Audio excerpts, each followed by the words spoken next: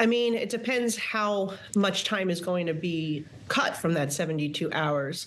I think there's a lot of members that rightfully so, including myself, would actually like to have the time to read the text, right? This is, we said we were done with the days of passing legislation to find out what's in it, right? And obviously, if these bills are hundreds, if not 1,500 pages, that takes time to know exactly what we're voting on, because we do need to respond to our constituents. We do need to be held accountable by our constituents, and we should be. But we can't do that if we're voting on legislation without knowing all the details. And so I think there's a lot of questions and a lot of frustration among the membership right now, because we feel like these negotiations have been taking place and we're sort of left in the dark. It has not been a member-driven process.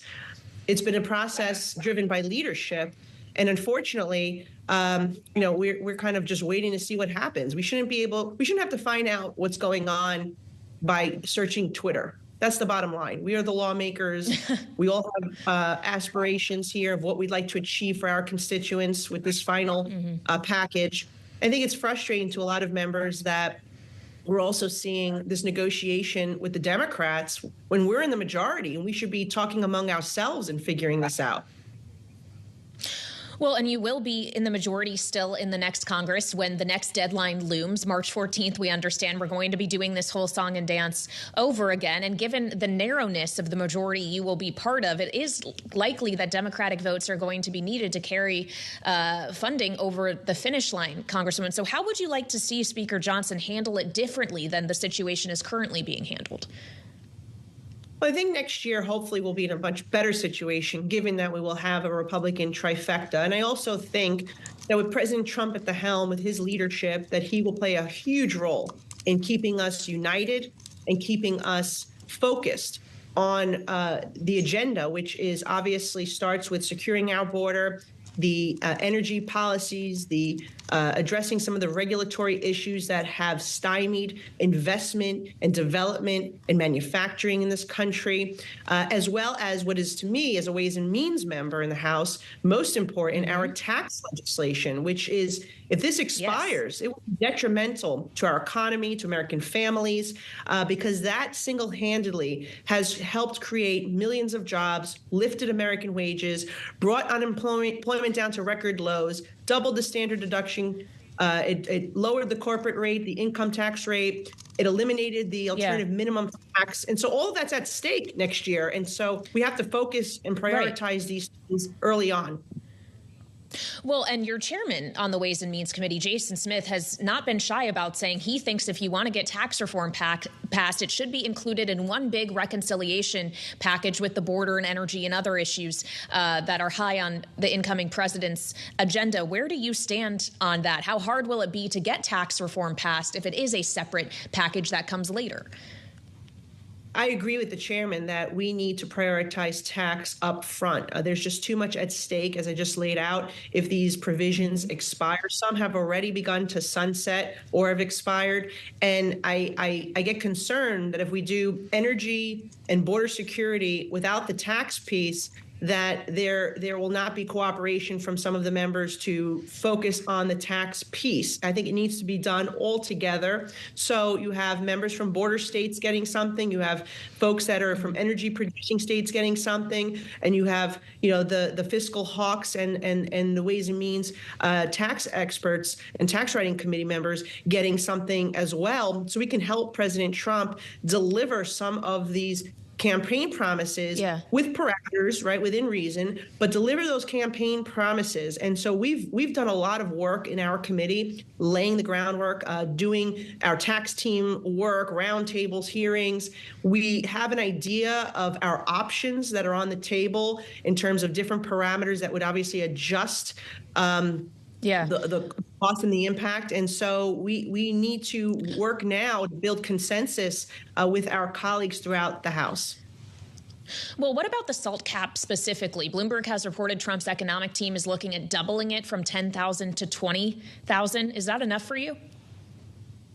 Well, I think I'm certainly happy that there's something on the table because we've been advocating for quite some time, the New York members, to get some sort of tax relief in terms of salt, increasing the standard deduction, doubling it for, I'm sorry, increasing the salt deduction, doubling it for married couples.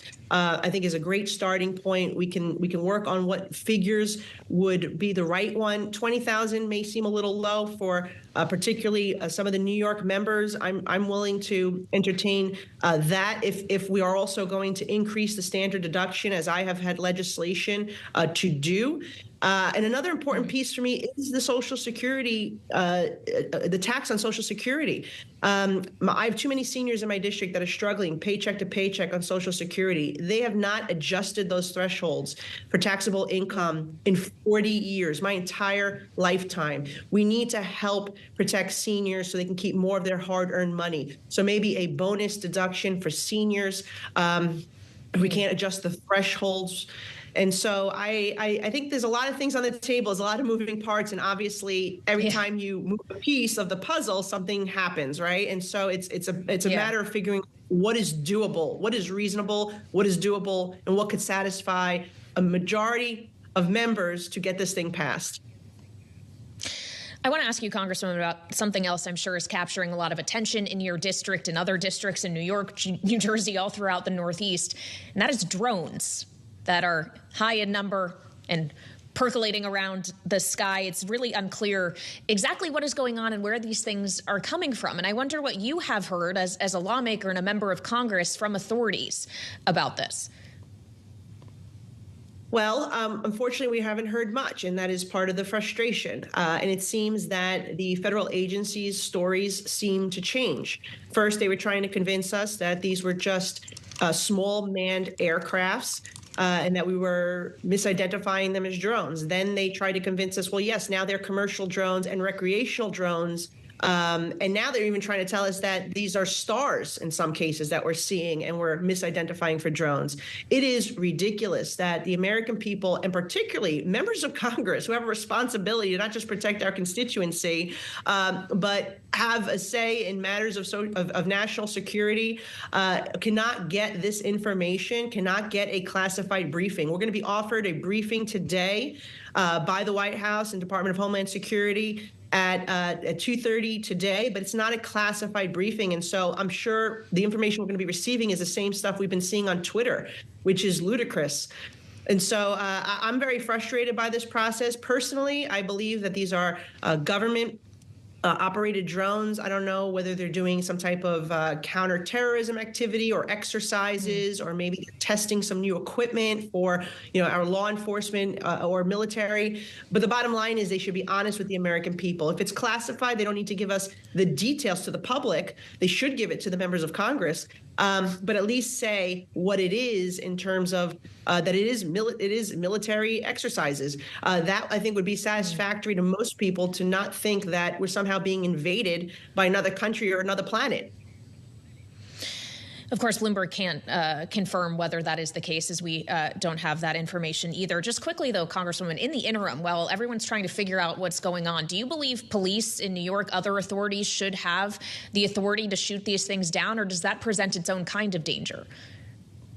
Well, I think in a densely populated area like New York, where we've seen these drones flying over military installations, residential communities, over buildings, over critical infrastructure like the Verrazano Bridge, obviously shooting them down is a concern. But where they're coming over the water shoreline, as we've heard happening in New Jersey, then they should be shot down. And if there needs to be better communication between these agencies. Like, if it is indeed, we find out that it is a federal agency that's operating these drones, wouldn't it be nice if our local law enforcement actually knew about it? If our local military installation knew about it?